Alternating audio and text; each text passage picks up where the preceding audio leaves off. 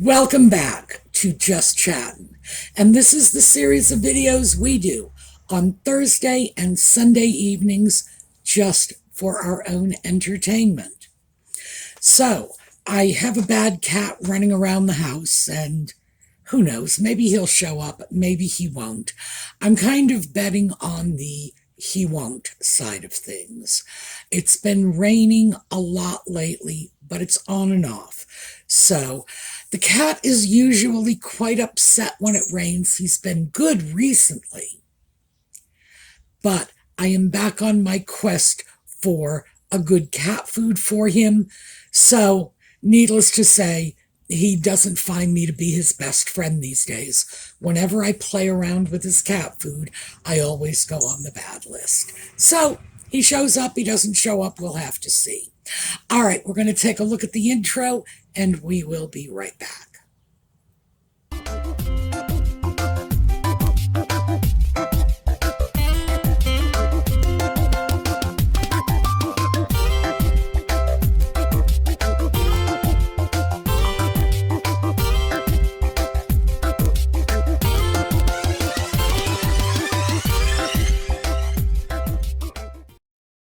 Okay, so let's start with yellow for Catherine. I don't know if you can see, the shirt is yellow, but in case you can't see that, I bet you can see this yellow. So, yellow for Catherine. I wanted to start off talking about cancer because I am seeing headlines lately, and I check the news sources just to see what's going on, and I get a lot of sort of distantly related news stories, and some of them that I am seeing that are troubling to me are these stories that seem to indicate that Charles has beaten the big C. He is cured of cancer. Please don't get your hopes up about this. And yes, obviously, Charles has a lot of supporters, especially in the UK. They want to see him do well and live as long as his parents did and whatever. But here's the thing. You don't get certified as cancer-free in the space of 6 months. And I believe it was about 6 months ago, in fact, maybe it was only 5 months ago, that his treatment for prostate cancer began. No. Now, I've got to say, I am not a doctor. This is not medical advice. If you have any kind of concerns about your own health, go see a doctor. Do not rely on me and my opinions. But what the doctors do say is that before they will consider you cancer-free, you need to be cancer-free. Your cancer must be in remission for about 5 years. Now, this may vary with individual patients, and remember, cancer is not just like one illness. There are so many kinds of cancer out there, but in general, this is just a guideline, 5 years in remission, and they are inclined to start treating you as if you are cancer-free. There are some doctors who will not say you are cancer-free, even if your cancer's been in remission for 30 years. So, remember, we are talking about highly educated, highly skilled professionals, each of whom has their own opinions based on their own experience. But what we can say is 5 or 6 months after treatment has begun is premature. You cannot say at this point that Charles is cancer-free. I'm not even sure you could say the cancer is in remission this soon after the conclusion of the kind of active treatment that took him out of the public spotlight. So why am I saying this? Because the media tends to paint these issues in a variety of different ways, and it's not always in anybody's best interest. By the way, Cat's here. Oh, yeah, all right, fine. Yeah, Cat's here with me in case you haven't figured that out. it's not always, yes, I got you.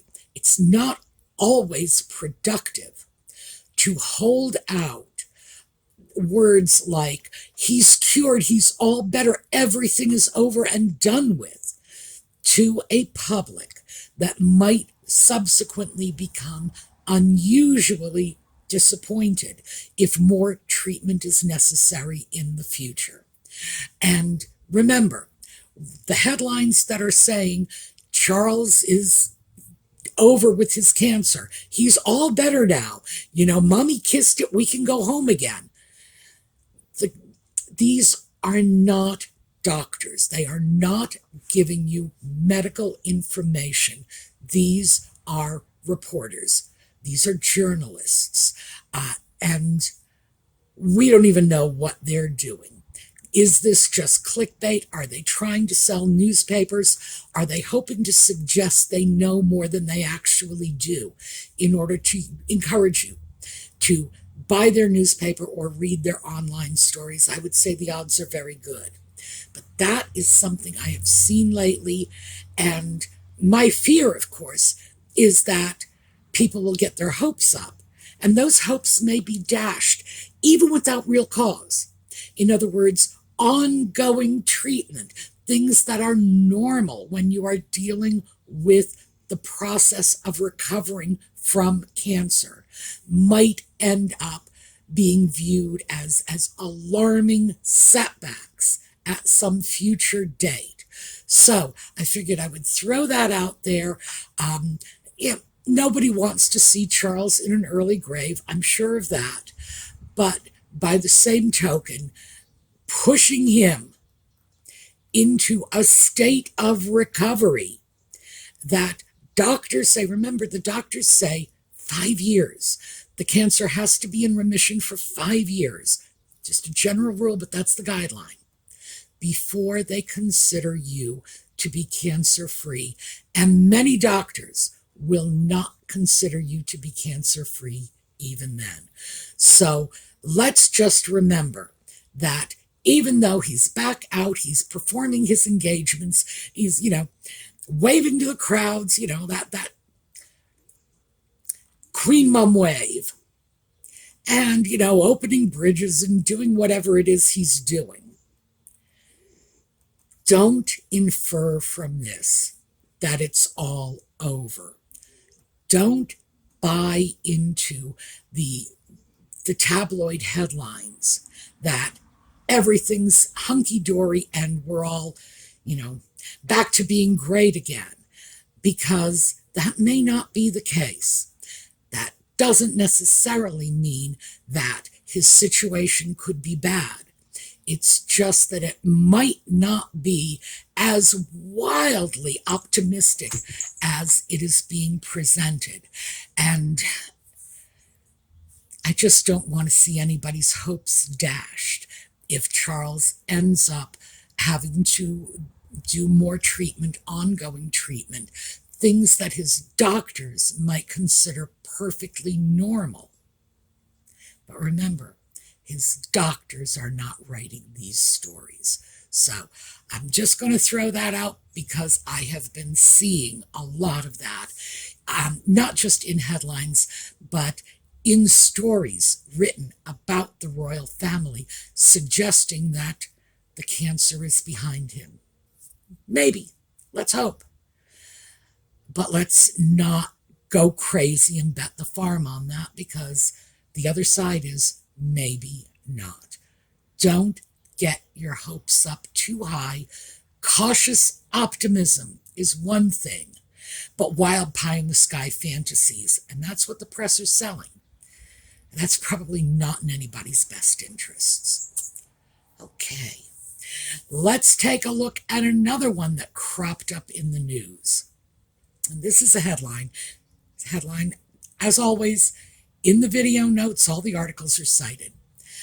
This one is that Nutmeg's popularity is surging in the U.S. due to her American Riviera orchard. Sorry for that. I had to cut out a section of about 7 or 8 seconds while I had to think of what that atrocious company name was. It does not trip off the tongue, and I was just drawing a blank. Something Freudian in that, I bet. Anyway, Newsweek is saying that her popularity is surging. Now remember, this article is coming from Jack Royston, who seems to be attempting to oust Omid Scobie as her new chief cheerleader. And the poll, when you read the article, it turns out that the poll was commissioned by Newsweek itself. And who knows how the poll was conducted. But yeah, it looks to me like Newsweek is going to the extremes to make it seem like Nutmeg is back at the top of the pack. Well, I haven't seen any indications of this.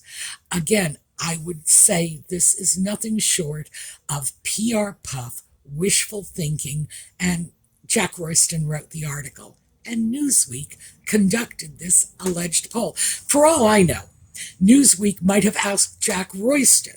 He might be the only person they polled. Oh yeah, Jack Royston says there's not enough information about who was polled, when, where, what the questions were. So am I taking their word for it? No, not even close. Because in fact, I could conduct my own poll. I can ask Audie the cat, and as you all know, he hates Nutmeg's voice. Ask Audie the cat if Nutmeg's popularity is surging. And then when he bites my finger, I will have my answer. So that's another one that's cropped up, and it's just out of the blue. You just look at this and say, this is clickbait. This is crazy clickbait. And what are they hoping to accomplish? So let's switch away from Charles and the cancer and Nutmeg and the mythical popularity and take a look at the sock puppet for a moment. Because, of course, the sock puppet has gone to the UK, and he was at a religious service for the Invictus Games. Somebody read a poem. I'm sure it was lovely. A bunch of people came out and started talking about how the sock puppet was, I think the story goes, he was off with his mates at a bar and said, let's do our own version of the Warrior Games. Who knows? But that's not how it happened. This is just nonsense. Well, it's lies. I mean, I'm sorry. I just said it was nonsense. I want to give the benefit of the doubt to the people who are not the sock puppet, who have been repeating this story, but no, they're liars too. This is not what happened. Everybody knows how the Invictus Games came about. And no, it was not the sock puppet sitting around a pub with a few drunken friends tossing around ideas. Sorry. People who say this are not telling the truth. So I'm sorry, friends of sock puppets. You're lying. You're lying. So, and I've decided I'm not going to continue to characterize this, as I have in the past, as nonsense, as wishful thinking. No, they're lies, and I am just going to start calling it out because I'm tired of this. So he's there for this commemorative celebration for the Invictus Games, and I have to say, I have nothing against the Invictus Games. I certainly have nothing against the Warrior Games or any other similar event. But I'm just not sure why this is such a big deal. I really don't get it. I don't know of other organizations that end up drawing all this massive publicity for their 10th anniversary, and I can only assume that the sock puppet's notoriety, not celebrity, notoriety, is what is generating the publicity for this. And people say in the comments to these videos all the time, why don't they just get rid of Harry and Meghan from the Invictus Games. They're turning it into a show about themselves. Yeah, they are. And for a lot of people, that is pretty awful. But it does manage to keep a certain degree of spotlight focused on the Invictus Games.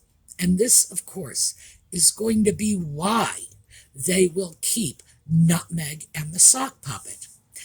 Another question I've gotten in the comments many times, I wasn't going to address it in this video, but I am because it's so tangential to this. People will say all the time, why do these organizations let the Sock Puppet or Nutmeg just come in, invade their panels, give out awards for them? Why is this okay? Well, it's very simple. It's because they benefit. And the benefit is that anything Nutmeg and the Sock Puppet touch is going to make the front pages. It will make the front pages legitimately, in some small measure, but it will make the front pages because Nutmeg and the Sock Puppet will pay people to churn out their publicity. They've been doing that for years. Nutmeg did that for years before she even hooked up with the Sock Puppet. This is what she does.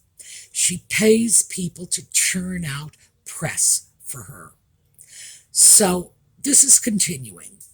If the Sock Puppet and Nutmeg show up at an event separately together, it doesn't matter.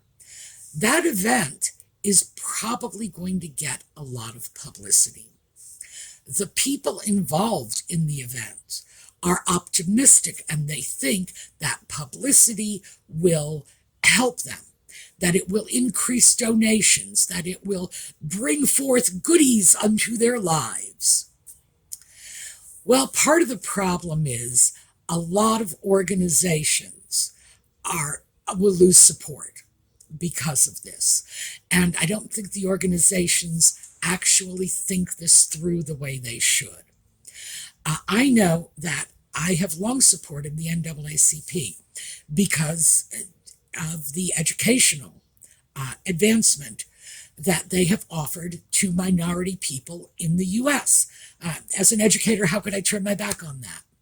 Will I still support them? No.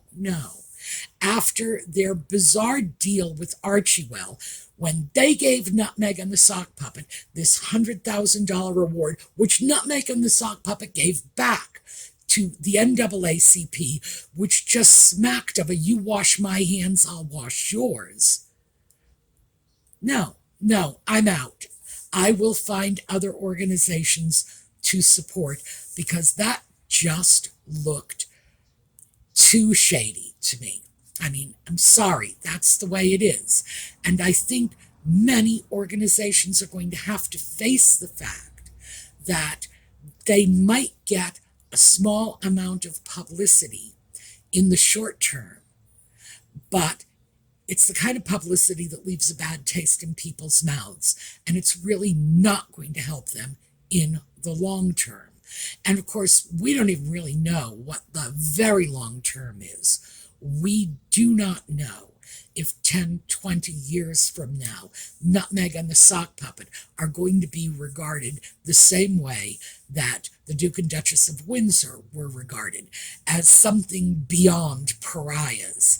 So it could blast them in this sort of backlash much harder than they anticipated. But I guess that's the only thing that can explain this. Why are they still with Invictus? Invictus thinks the publicity is helping them. Why does anybody else tap into them? It's to use them for a piece of their publicity. But it's two organizations using each other. It's the charity grabbing at the publicity Nutmeg and the Sock Puppet bring with them. Nutmeg and the Sock Puppet grabbing at the philanthropic cred they get from associating themselves with a charitable organization.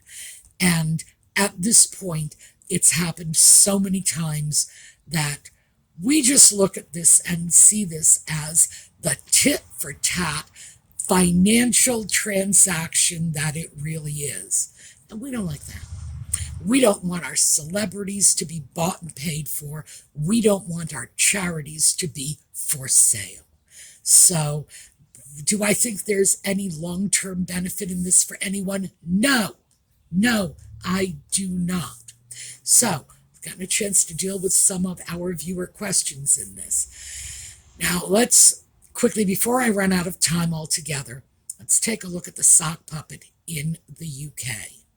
Well, no, we've already seen plenty of video footage showing that he has not been mobbed by the public. Yes, people came out to greet him, which is good. I hope that makes him happy. The family, no. The king was allegedly too busy. No one else from the family reached out to the sock puppet, even to so much as offer him the opportunity to kip out on their sofa for the night. Nah, he's in a hotel. So I think it's pretty clear that his position within the royal family is done like dinner. High time they did this. Meanwhile, again, check the video notes, because we have all these weird clickbaity stories saying that it was unwise of Charles not to meet with him. It seems petty. Petty was the word one of the articles used.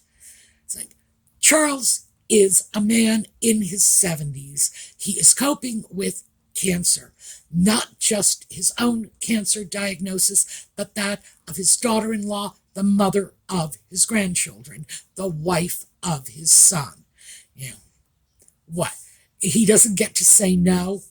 The funny thing is, if this were in any of our own private families, everybody would be jumping all over this, saying the media has no business to tell a father how he's going to deal with his wayward son.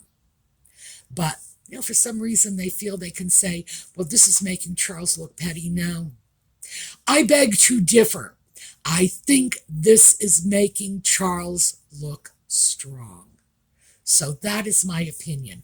When he has been waffling about his darling boy, he has looked weak. He has looked like a man who is unwilling to put his own personal issues aside and make the decisions that are best for the crown. Now I'm looking at this thinking, this is good. He's making decisions that will benefit the royal family, the people of Great Britain, the Commonwealth as a whole, because his darling boy is toxic. So good for him in saying thanks, but no thanks. I'm glad of this. So I had other things I wanted to cover, but I don't know, I guess I got off on a ramble. We're going to pick it up Sunday night, and the takeaways from this are: one, don't believe the clickbait. We really don't know how thoroughly recovered Charles is. Don't expect that he might not need to take a day or two here and there. He's still in the middle of his recovery. Okay? Number two, take a look at that Newsweek poll. Nutmeg's popularity surging. I know an awful lot about polls, and I did not get a lick of information. Why? Because if it had been a legitimate poll, they would have put it out there. So they haven't. We don't know anything about this. They could be making it up out of whole cloth. I would not put that past them. What else did we cover? Oh, yeah. The sock puppet in the UK, well, it wasn't just Charles. No one reached out to him. Even Eugenie, who allegedly has a good relationship with him, did not offer him up a guest room. So I think the lines have finally been drawn. And anyone with a brain in their head is going to stand on the side of William and Catherine. It just makes sense. So There you go. That's what's going on this week. I do have more for you. We will pick up on Sunday. And in the meantime, have a terrific day.